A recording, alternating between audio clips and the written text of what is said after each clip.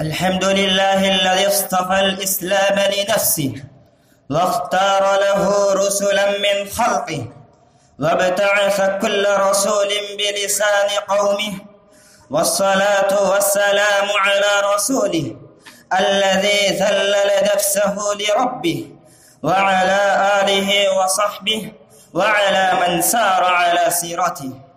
أما بعد، رئيس الحفل المبجل وحضرات الحكم وأساتذة الأجلاء وضيوف الأحباء وإخوة الأعزة، قد حضرت في هذا الحفل الديني الذي عقدته المدرسة الإسلامية دار العلوم جابي في رحاب المسجد الجامع الواسع، واشترك فيه كثير من العلماء العباقرة والأساتذة الموقرين والمثقفين وإخوان الطلاب ووفود المدارس الإسلامية.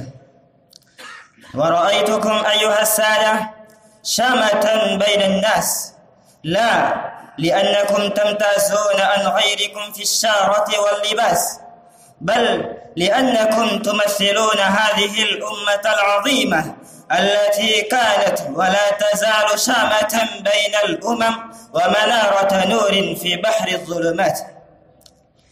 بهذه المناسبة السارة أريد أن أعبر أمامكم عن عواطفي ومشاعري التي تموج في قلبي ونفسي عن هذه الأمة الإسلامية، لماذا بعثت وأخرجت. أيها الإخوة الأعزة، كان العالم قبل 14 قرنا سائرا سيره الطبيعي لا ينكر من أمره شيء، فكانت القرى والمدن عامرة بالسكان، وكانت العواصم الكبرى زاخرة العمران شامخة البنيان، وكانت الحرف البشرية ووجوه المعاش في ازدهار وانتشار، وكانت القوافل التجارية غادية رائحة بين الشرق والغرب، وكانت الأسواق مشحونة بالمتاجر والبضائع، وكان الصناعون مكبين على أعمالهم، وكانت الحكومات والإمارات والدول مشحونة بأموالها ورجالها، وكان على وجه الأرض كل نوع من البشر وكل لون من الحياة وكل مظهر من مظاهر المدنية، لا يرى في الحياة الإنسانية المادية عوز أو فراغ، ولم تكن في المدينة وظيفة شاغرة يترشح لها مترشح جديد. يا شباب الأمة المسلمين، في هذه الحال ظهرت أمة جديدة في جزيرة العرب، ووجد نوع جديد من البشر. هنا أتساءل، أي داع إلى ظهور أمة جديدة والأمم على وجه الأرض كثيرة منتشرة؟ وما شغل هذه الأمة الحديثة وما مهمتها في العالم؟ إذا كانت هذه الأمة إنما بعثت للزراعة وعمارة الأرض وللتجارة وللصناعة وإعمال اليد ولعيش هنيء ومطعم شهيء ومشرب مريء وملبس وضيء ومسكن بهيء، لم تكن بدعا من الأمم، وكانت هذه الأمة منافسة للأمم في ميدان الحياة، فحق لها أن تقاتلها وتزودها عن مناهلها، وقد ضاقت بها، فكيف تسع أمة جديدة؟ أيها المستمعون الكرام، إذا كان مبعث هذه الأمة في الحقيقة بشيء مما ذكرناه، ولم تكن لهذه الأمة مهمة جديدة في العالم ورسالة خاصة إلى الأمم، كانت هذه الأمة حقا من فضول الأمم ومن المتطفلين على مائدة العالم، ولكن الله لم يبعثها لهذا أو لذاك، والأمة والأشخاص لا يبعثون لشيء من هذا، وإنما هي من طبائع البشر، لا تحتاج إلى نبوة نبي ولا بعثة أمة وجهاد طويل وزلزال عالمي، في الأخلاق والميول والنزعات وفي نظام الفكر ومنهاج الحياة.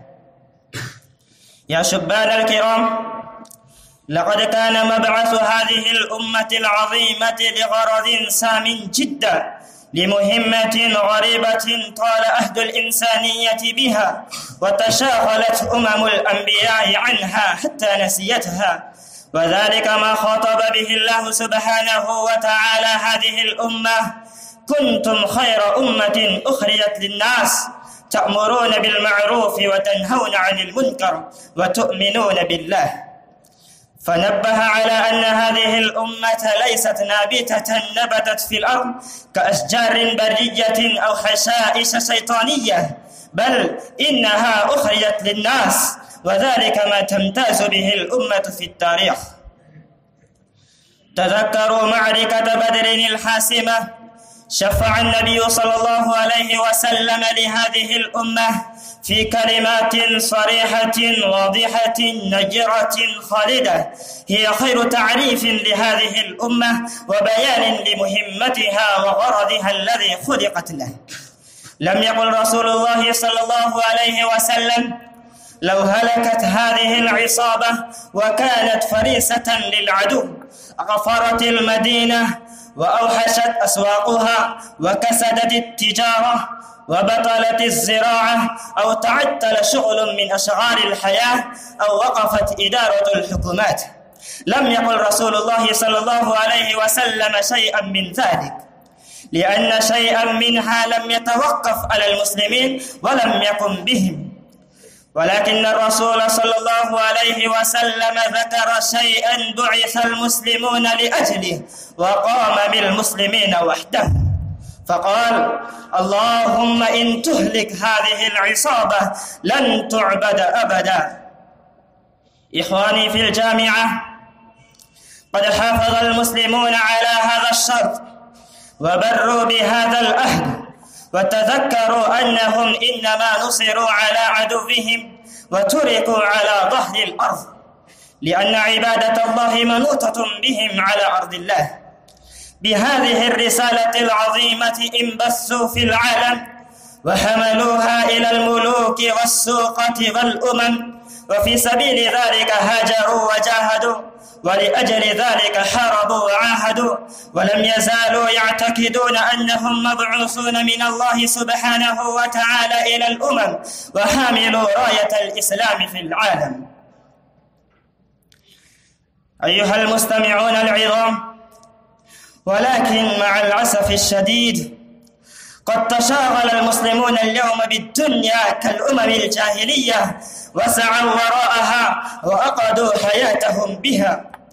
فإذا أشرفتم على مدنهم وبلادهم من مرقب عال ورأيتم هذه الأمة في غدواتها وروحاتها إلى الأسواق والإدارات ومصالح الحكومة، عرفتم أنها أمة خلقت لشيء آخر وبعثت لغرض آخر، ولم تميزوا بينهم وبين أفراد أمة جاهلية. يا شباب المسلمين الغيورين، إن هذا الأسلوب من الحياة لحجة ظاهرة للكافرين على المسلمين، فلو قالوا لنا: ما غناؤكم أيها المسلمون، لقد ساهمتمونا في أسباب الحياة وخلقتم لنا فوق ذلك مشكلات كثيرة في الحياة السياسية والاجتماعية، ولا نراكم تسدون عوزا أو تصلحون خللا أو تقيمون زيفا في الحياة، ماذا يكون جوابنا؟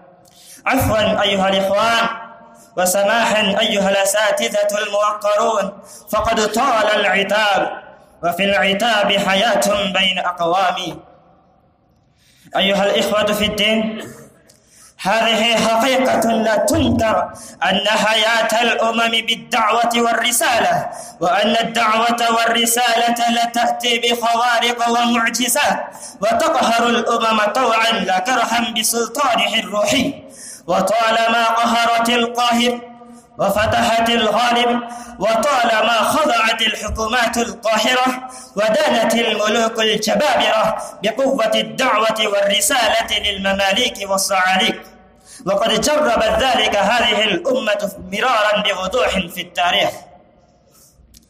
أيها الإخوة الأفاضل، إن آباءكم وأسلافكم قد انتشروا في عواصم الجاهلية الأولى ومراكزها الكبرى، وإن العالم ينتظركم منذ زمان. رسل المسلمين ينتشرون في عواصم الجاهلية الثانية، وهذه الإنسانية البائسة تستصرخكم وتستغيثكم على أعدائها.